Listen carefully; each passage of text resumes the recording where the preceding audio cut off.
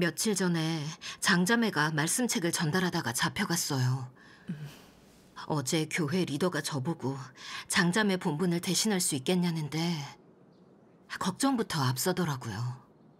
장자매가 잡혀가서 아직 어떻게 됐는지도 모르는데 저도 책 전달하다가 경찰에 잡혀가면 어떡해요?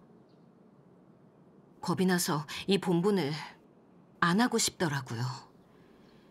근데 그건 폐역인 것 같아서 마지못해 순종은 했는데 속으로 두렵기는 하고 어떻게 해야 할지 모르겠어요. 자매님, 이런 일에서 진리를 구해야 돼요. 중요한 때 사명을 맡긴 건 우리에 대한 검증이에요. 네, 하나님에 대한 믿음이 진실한지, 교회 이익을 지키는지 보시는 거죠.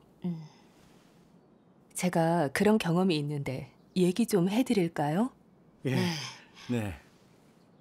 제가 막 교회 리더로 뽑혔을 때 일이에요. 공산당이 한창 전능하신 하나님 교회 체포작전을 펼칠 때였는데 그때 저도 걱정이 컸죠. 하필 상황이 안 좋은 때 매일 여러 예배소를 다니다 보면 언젠가는 경찰에 잡혀갈 것 같고 고문당하겠다는 생각이 들더라고요. 전 워낙 몸이 약한 데다 고생도 안 해봐서 고문을 이길 자신이 없었거든요. 그런 생각을 하면 겁이 나서 리더 본분이 싫더라고요. 근데 형제 자매들이 절 뽑았다는 건 절 믿어주는 거잖아요. 그러니 무서워서 이 사명을 안 받겠단 말은 못 하겠는 거예요. 그래서 완곡하게 말했죠. 제가 되겠냐고. 리더를 해본 적이 없어서 어려움이 생겼을 때 해결하지 못하면 사역이 지체되지 않겠냐고요. 리더가 그러더라고요. 이건 하나님이 훈련할 기회를 주신 거니까 최선을 다하면 된다고요. 네. 리더가 그렇게 말해서 본분을 받아들였죠. 근데 좀 지나서 리더의 편지를 몇 개 받았는데 사역자 리자매랑 오자매 등 여러 명이 잡혀갔고 다른 지교회 리더랑 사역자 6명도 잡혀가서 조심하라는 내용이었죠. 심장이 오그라드는 느낌이었어요. 어쩌다 그렇게 많이 잡혀갔을까. 며칠 전에 저도 리자매랑 만났었는데 저도 감시받는 게 아닐까 걱정됐어요. 저도 감시받으면 거리에 온통 카메라인데 언제든 잡혀갈 것 같은 거예요. 그런 상황에서 본분하는 건 너무 위험해 보였죠. 이런 생각이 들 때면 너무 무섭고 본분하러 나갔다가 어느 날 갑자기 잡혀갈 것 같았어요. 물론 겉으론 계속 본분을 하고 있었지만 본분에 마음을 쏟지 못했고 어떻게 본분을 잘할지 깊이 생각도 안 해봤어요. 형제자매들이 어려움을 겪어도 해결할 생각도 잘 안 했고요. 그러다 또 리더의 편지를 받았는데 경찰에 잡혀간 형제자매들한테 교인 지목을 요구하고 길에서 가방도 수색하고 있으니까 외출할 때 특히 조심하라는 거예요. 그 얘기를 듣고 더 겁이 났죠. 정말 경찰이 형제자매 정보를 많이 파악한 것 같았어요. 지난번에 저희도 몇 명이 리자매랑 만나서 사진에 찍혔을까 봐 걱정됐어요. 정말 찍히기라도 했다면 경찰이 카메라로 제가 다닌 걸 다 볼 텐데 그럼 제가 리더라는 걸 알 거잖아요. 정말 잡히게 되면 고문당할 게 분명했어요. 스쿠터 타고 집에 가는데도 도착할 때까지 두근거리고 마음이 무겁더라고요. 날이 다 저물었는데도 선글라스를 못 벗었어요. 정말 도로변 CCTV에 제가 찍혀서 당장이라도 잡혀갈까 봐요. 그때 전 정말 이기적인 생각을 하게 됐어요. 리더한테 말해 제 본분을 나이든 자매님한테 넘기고 싶었어요. 그분은 5, 60대라 잡혀가도 경찰이 고문할 것 같진 않았거든요. 그때 너무 이기적이다 느껴졌어요. 고문받는 게 겁나고 상황도 위험해 보여 다른 자매한테 넘기려고 했으니 정말 추하고 비열하잖아요. 근데 또 저도 모르게 두렵더라고요. 그리곤 자꾸 형제자매들이 경찰에 잡혀 고문당하는 게 떠올랐어요. 생각할수록 겁나고 저도 모르게 원망이 나왔죠. 왜 나한테 이런 위험한 본분을 맡겼나? 이러다 잡히면 어떡하냐고요. 난 아직 젊은데 잡혀가 고문받고 평생 감옥살이 해야 되냐고요. 그땐 정말 너무 겁나고 두려웠어요. 그래서 이 상태를 놓고 하나님께 기도했어요. 전능하신 하나님, 잡혀가 고문을 당할까 봐 너무 겁이 납니다. 본분하는데 안정이 되질 않고 본분을 밀어내고 싶어요. 늘 이기적으로 제 육만 챙기게 되는데 겁쟁이처럼 사탄에게 놀아나고 싶지 않습니다. 하나님, 절 깨우쳐 주셔서 당신 뜻을 알게 해주세요. 이런 상황에서 굳게 설 수 있게 힘을 더해 주세요. 그때 말씀 찬양이 생각났어요. 예수를 본받으라. 읽을게요. 네. 예수는 예루살렘으로 가는 길에 가슴이 에이듯 아프고 괴로웠다. 마음속에는 후회하는 생각이 전혀 없었다. 그는 계속 어떤 큰 힘에 이끌려 십자가에 못 박히게 될 것으로 나아갔다. 마침내 그는 십자가에 못 박혀 죄인의 형상으로 전 인류를 구속하는 사역을 완수하고 모든 사망의 그늘에서 벗어났다.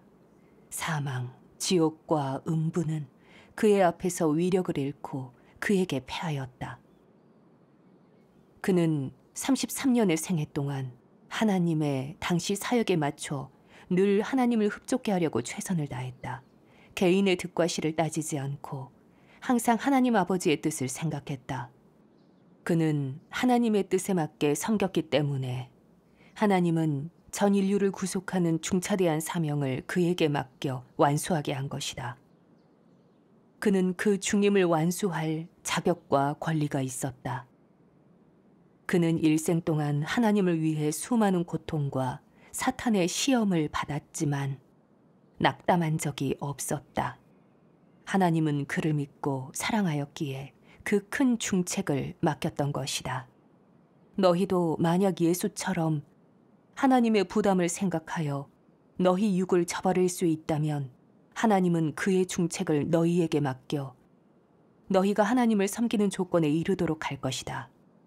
이러한 상황에서만 너희는 하나님의 뜻을 행하는 자이고 하나님의 사명을 완수하는 자이며 진실로 하나님을 섬기는 자라고 말할 수 있을 것이다.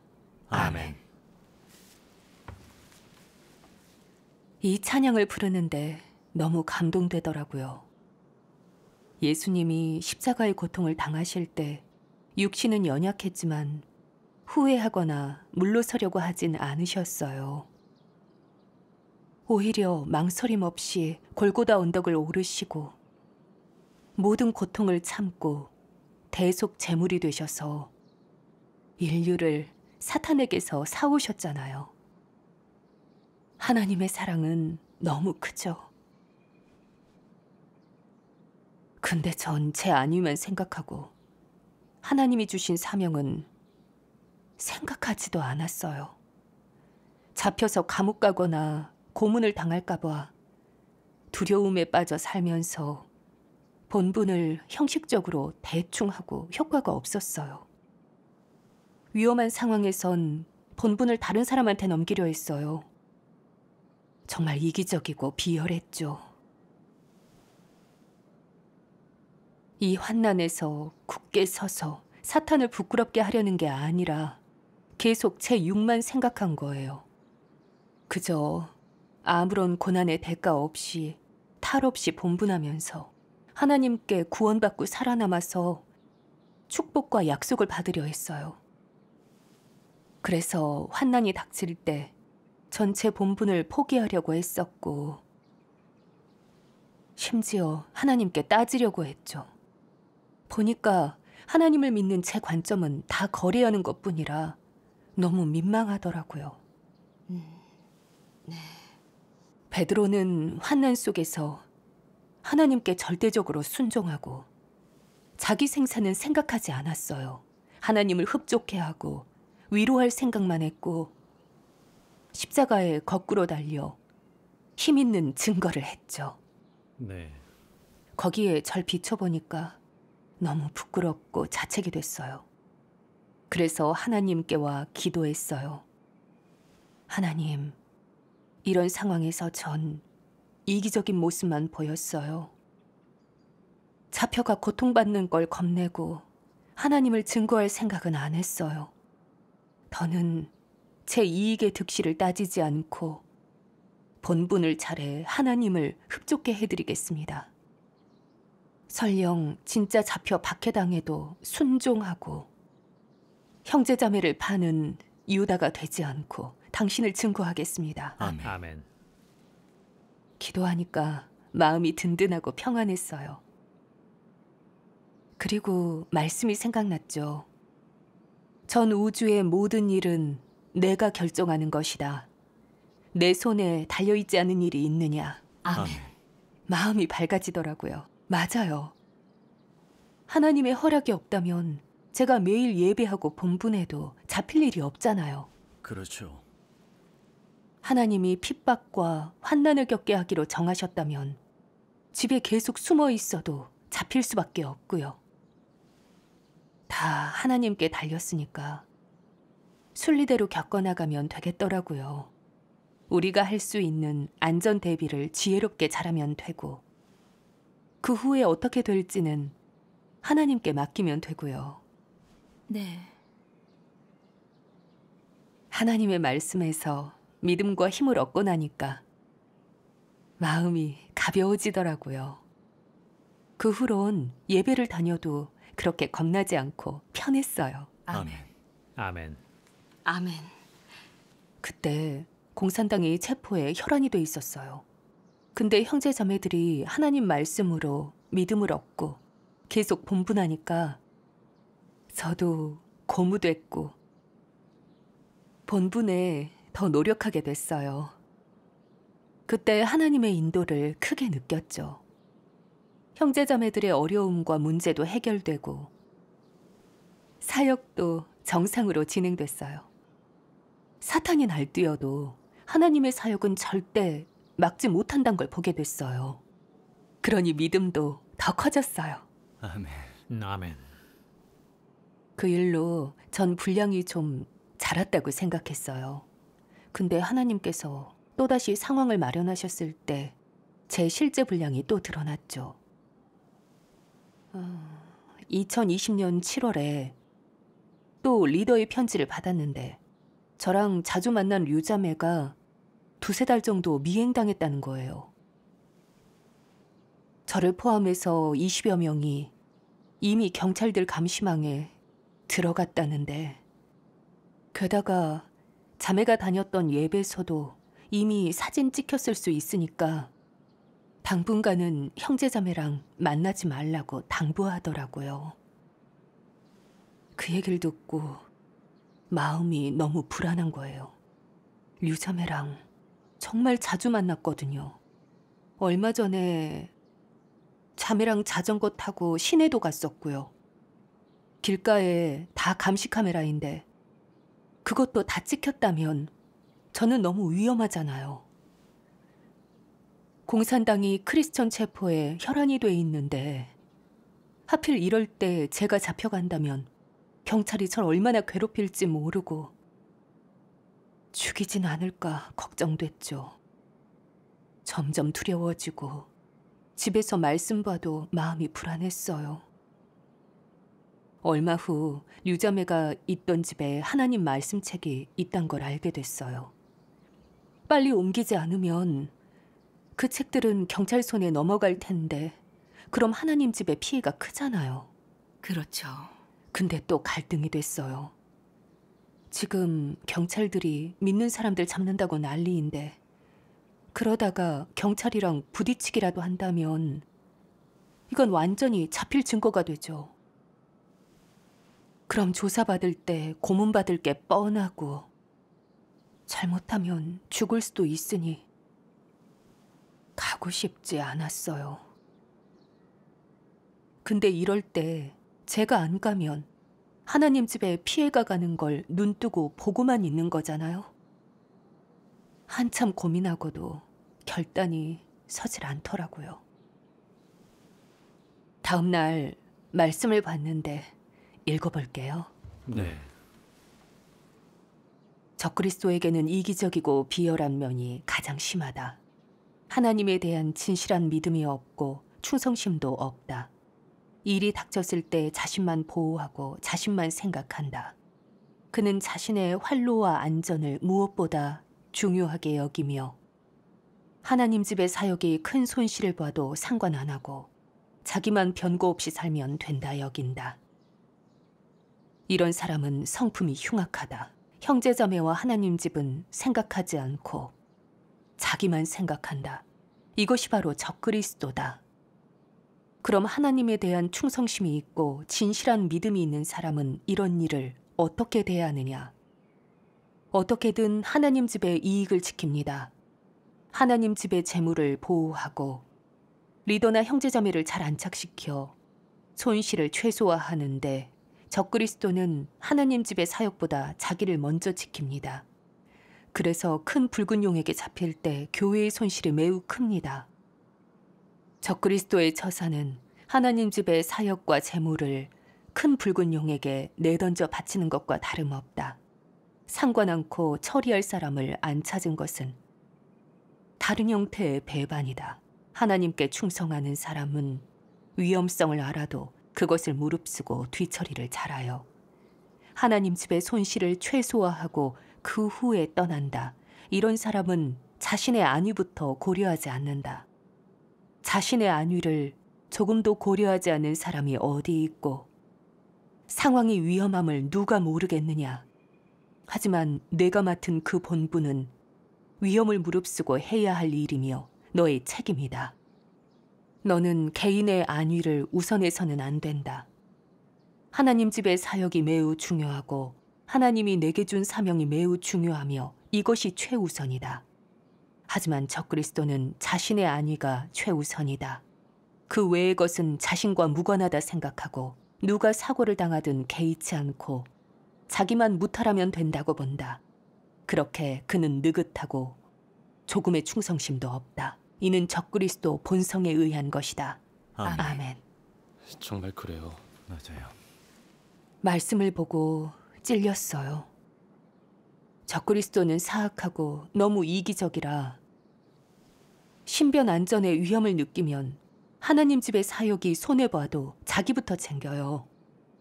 양심과 이성이 없고 하나님에 대한 충성도 없어요. 근데 저도 위험한 상황이 닥치니 어떻게 하면 자신을 지킬 수 있을지 위험을 피할지만 생각했어요.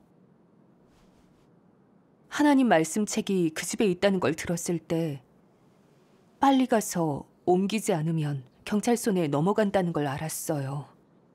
그럼 하나님 집에 피해가 가는데 당연히 그걸 먼저 생각하고 그 책들을 옮겨야 하잖아요.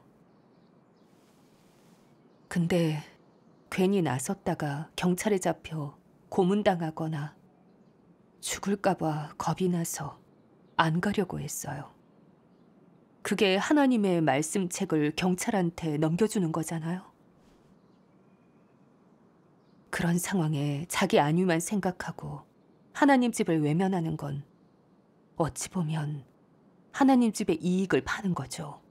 전 정말 인성이 없었어요. 제가 적그리스도처럼 악행은 안 했다지만 본성은 적그리스도와 다를 게 없더라고요. 이기적인 이익주의자였죠. 정말 회개하지 않으면 분명 하나님께 버려지겠더라고요. 진짜 하나님께 충성하는 사람은 자기 안전보다는 중요한 순간에 하나님 집의 이익을 먼저 챙기려고 하고 하나님과 한 마음이 돼요. 네. 그때 이런 사탄 성품을 이겨야겠다는 생각이 들었어요. 위험하고 어려움이 아무리 커도 목숨 걸고 하나님 집의 이익을 지켜야죠. 또 하나님 의지에 그 책들을 옮겨서 손실을 막기로 했어요. 네. 그 후 이 일을 놓고 계속 기도했어요. 두려움을 없애고 믿음을 더해달라고 구했죠. 그때 얼마 전에 봤던 영화 낙인이 떠올랐어요. 주인공은 13살부터 공산당에 쫓기면서 박해를 받았었는데 28년간 3번 잡혀가 각종 박해를 받았죠. 근데 그 큰 고난을 당하고 목숨이 위험해도 매번 하나님의 말씀을 의지하면서 굳게 섰고 결국 사탄을 이긴 간증을 했어요. 게다가 석방된 후에도 계속 본분을 했고요. 그리고 많은 형제자매들도 공산당한테 잡혀서 고문과 세뇌를 당할 때 하나님 말씀에 의지해 사탄의 핍박을 이겨냈잖아요. 그렇게 사탄이 아무리 사악하고 흉악해도 우리가 진정 하나님을 의지하면 말씀의 인도로 사탄을 이기고 굳게 설 수 있더라고요. 여기에 고무돼 하나님에 대한 믿음이 생기고 두려움도 줄었어요. 네. 그 후에 전 왜 위험한 본분을 자꾸 하지 않으려고 하는지 반성해 봤어요. 결국은 경찰의 고문이 두려워서 그런 거고 고생이 싫고 죽기 싫어서였죠. 그때 하나님의 말씀이 떠올랐어요. 하나님이 우리를 이끄시는 길은 순탄대로가 아니라 가파르게 굽이지고 울퉁불퉁한 길이다. 하나님도 험난한 길일수록 우리의 사랑을 더 극명하게 보여준다 하셨다. 하지만 우리 중에 그 길을 개척할 수 있는 자가 없다. 나 또한 험난하고 순탄치 않은 길을 많이 걸어왔고 크나큰 고통도 감내하였다. 때로는 너무 괴롭고 슬퍼서 소리치고 싶은 적도 있었지만 그래도 오늘날까지 걸어왔다. 나는 이것이 하나님이 인도하시는 길이라고 믿는다. 그러므로 모든 괴로움과 고통을 참으며 나아가는 것이다. 하나님이 정해놓은 것일진데 누가 벗어날 수 있을까? 나는 복을 원하지 않는다. 오직 하나님의 뜻에 따라 나의 갈 길을 가기를 바랄 뿐이다. 나는 다른 사람을 따라 그들의 길로 가고 싶지 않다. 오로지 충성을 다해 나의 갈 길을 끝까지 가기만 바란다. 개인이 받아야 할 고난과 걸어야 할 길은 하나님이 정해놓으신 것이니 누구도 누구를 도와줄 수 없다. 아멘. 아멘. 이 말씀도 생각났죠. 누구든지 제 목숨을 구원코자 하면 잃을 것이요. 누구든지 나를 위하여 제 목숨을 잃으면 찾으리라. 아멘. 그때 깨달았어요. 사람의 운명과 생사는 모두 하나님께 달렸으니 감옥에 가게 되거나 고문을 당하고 안 당하고는 하나님이 정하시는 거죠. 전 순종만 하면 돼요. 그렇죠. 욥이 시험을 당할 때도 모든 재산이 약탈되고 자녀가 죽고 온몸에 악창이 났지만 하나님의 허락 없이 사탄은 욥의 목숨을 해치지 못했어요. 사탄은 그 경계선을 넘지 못하는데 그게 하나님의 권병이죠. 네. 욥은 하나님의 주제를 알고 그 고통 속에서도 하나님을 원망하지 않고 이렇게 말했죠. 주신 자도 여호와시오, 취하신 자도 여호와시오니 여호와의 이름이 찬송을 받으실지니이다. 아멘. 결국 사탄에게 수치를 주고 하나님께 축복을 받게 됐죠. 하나님의 사역을 돌아보면 누가 순교해야 할지, 누가 감옥에 가야 할지, 어떤 고난을 받아야 할지 다 하나님이 정하시고 안배하시는 거고 하나님의 뜻이 있더라고요. 은혜 시대에도 많은 성도들이 예수님의 복음을 전하다 순교했잖아요. 베드로도 겉으론 십자가에 못 박혀 죽었지만 그 영혼은 천국에 들어갔고 하나님의 영원한 약속을 받게 됐어요. 네. 하나님의 말세 사역을 받은 사람 중에도 공산당의 잔인한 고문과 학대를 받은 사람이 정말 많지만 사탄에게 굴복하지 않았어요. 석방 후에도 진리를 추구하고 계속 본분하면서 아름답고 힘있는 증거를 했어요. 네. 그들이 하나님이 만드신 이긴 자들이죠. 육체는 고통을 받았지만 진리를 얻었고 하나님께 복을 받았어요. 근데 어떤 이는 잡혀가 고문당할까 봐 두려운 마음에 하나님과 형제자매를 파는 치욕의 유다가 됐어요. 하나님의 성품을 거슬러 하나님의 구원을 영영 잃게 됐죠. 또 일부는 잡혀서 감옥에 갈까 봐 두려움에 사로잡혀 본분도 못하고 하나님을 배반해서 결국 가라지와 불신파로 드러났죠. 사실 공산당의 추적과 박해를 통해서 참신도와 거짓 신도가 드러나고 부류대로 나뉘게 됐어요. 하나님의 지혜와 공의를 볼 수 있죠. 맞아요. 보니까 저한테 하나님 집에 책을 옮기는 일이 임한 건 하나님의 검증이었어요. 저한테 믿음과 충성심이 있는지 굳게 설 수 있는지 보시는 거죠. 이걸 깨닫고 이런 상황에서 본분을 잘 완수하겠다고 다짐했어요. 만약 잡힌다면 목숨을 내걸고라도 굳게 서고 죽어도 굴복하지 않기로 했죠. 아멘. 그러니 마음이 오히려 더 편하고 든든해지고 진심으로 하나님의 구원과 인도, 깨우쳐 주심에 감사했어요. 이런 환난 속에서 진리를 깨닫게 하시고 실제적인 공과를 배우게 하신 거잖아요. 그렇죠. 아멘. 아멘. 맞아요. 다음 날 아침 일찍 하나님께 순종하겠다고 믿음과 담대함을 더해달라고 하나님께 기도드렸어요. 그날 마침 비가 왔어요. 사람 없는 틈에 얼른 그 집에 들어가서 안에 있던 하나님 말씀책을 안전한 곳으로 옮겼어요. 잘 됐네요. 감사하네요. 하고 나니 마음이 너무 기쁘고 편안했어요. 이게 다 절 드러내고 또 온전케 하는 거더라고요. 또 제 이기적인 인성을 드러낸 거고 제 믿음과 순종을 온전케 하신 거죠. 전 말씀의 인도로 하나님의 전능과 주제, 하나님의 지혜를 알게 됐고 하나님 집의 이익을 위해 진리를 실행하게 됐어요. 아멘. 앞으로 또 어떤 일이나 상황이 닥칠지 모르지만 그래도 이젠 그렇게 겁먹진 않을 거예요. 하나님의 안배에 순종하면서 제 본분을 다하기로 다짐했거든요. 하나님의 구원에 감사드려요. 아멘. 아멘.